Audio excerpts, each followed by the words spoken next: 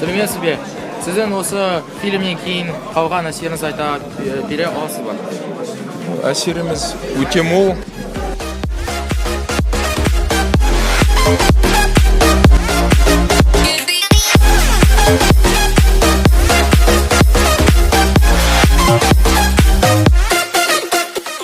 Лицейімізбен келіп осындай фильмді қарағаныма өте қуаныштымын. Біздің тәуелсіздігімізді, егемендігімізді бағасын, жалпы халықтың тарихын біліп, осындай балалар жақсы тәрбие алады деп ойлаймын.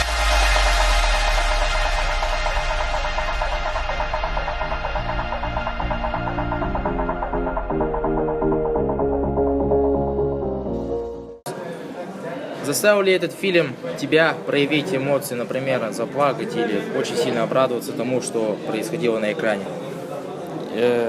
Я не плакал, но фильм очень меня задел. Я о многом задумался и сделал для себя вывод, что буду больше времени проводить со своей мамой. Все, огромное спасибо.